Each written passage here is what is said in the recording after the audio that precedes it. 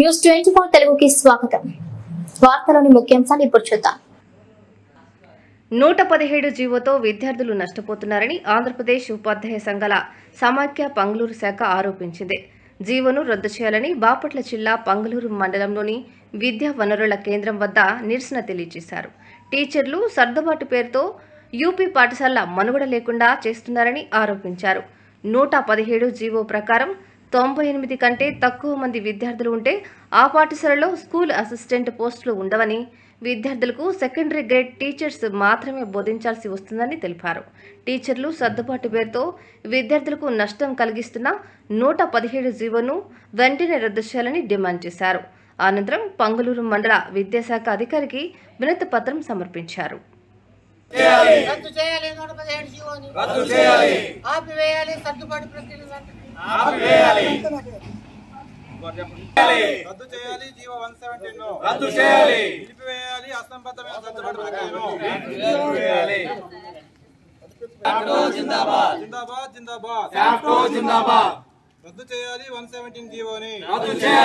నిలిపివేయాలి అసంబద్ధమైన సర్దుబాటు ప్రక్రియను నిలిపివేయాలి.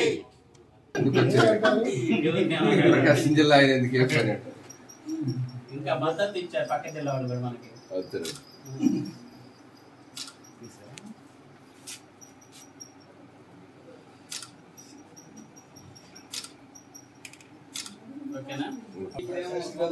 GO number 53 ప్రకారం ఇన్ని సెకండ్ గ్రేడ్ పోస్టులు ఎన్ని ఉండాలి, టీచర్ పీపుల్ రేషియో ఉండేది. దాన్ని రద్దు చేసి 117 జీవోని తీసుకొచ్చారు గత ప్రభుత్వం. దాని ప్రకారం 98 కంటే తక్కువ రోల్ ఉన్నటువంటి యూపీ స్కూల్ అసిస్టెంట్లన్నీ రద్దు చేసి సెకండ్ గ్రేడ్ పోస్టులు ఇచ్చారు. పోయిన బదిలీల్లో కూడా మన మండలంలో కూడా అలాగే నూజిలపల్లి కానివ్వండి, పెప్పరపాడు యూపీ స్కూల్లో ఇచ్చారు పోస్టులు, ఎస్జిటి పోస్టులు ఎక్స్ట్రా ఇచ్చారు. కానీ మరలా ఇప్పుడు అదే జీవో రద్దు చేస్తామని గత ఎన్నికల ప్రచారంలో కూడా చెప్పారు, హామీ కూడా ఇచ్చారు. కానీ ఆ జీవో ప్రకారమే ఈరోజు సర్దుబాటు ప్రక్రియ బిగిన్ చేశారు. ఈ సర్దుబాటు ప్రక్రియ ద్వారా ఏమవుతుందంటే, ముఖ్యంగా యూపీ స్కూల్స్లో 6-7 తరగతులు ఉన్నారు పిల్లలు, కానీ తక్కువ సంఖ్యలో ఉన్నారు. అయినా కానీ ఉన్నారు, వాళ్ళకి 6 సబ్జెక్టులు చెప్పాలి. కానీ ప్రభుత్వం ఏం చేసిందంటే 117 జీవో ప్రకారం ఎంతమంది రోజులు ఉంటే అన్ని ఎగ్జిట్లే ఉంచుతాం, 1 నుంచి లెక్క 8-7 తరగతి దాకా ఎంతమంది ఉంటే అంతమంది ఉంచుతాం అనేటువంటి పద్ధతిలో ఈరోజు 117 జీవోని ఆ రకంగా అమలు చేయాలని, దాని ప్రకారం సర్దుబాటు చేయాలని ఇచ్చారు. ఇది పూర్తిగా అసంబద్ధమైంది. వాళ్ళు ఎన్నికల్లో ఇచ్చిన హామీ ప్రకారం 117 జీవో రద్దు చేయాలి.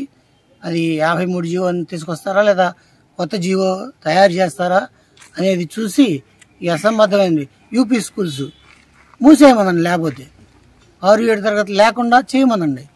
కానీ 6-7 తరగతులు అలాగే ఉన్నాయి, పిల్లలు ఉన్నారు తక్కువ సంఖ్యలో, మరి టీచర్స్ని లేకుండా చేస్తే వాళ్ళకి ఎలా అనేది కూడా ఆలోచించాలి. ఇలాంటి అసంబద్ధమైనవి కూడా మా యూనియన్లు రిప్రజెంట్ చేస్తున్నాయి, మేము రిప్రజెంట్ చేసాం.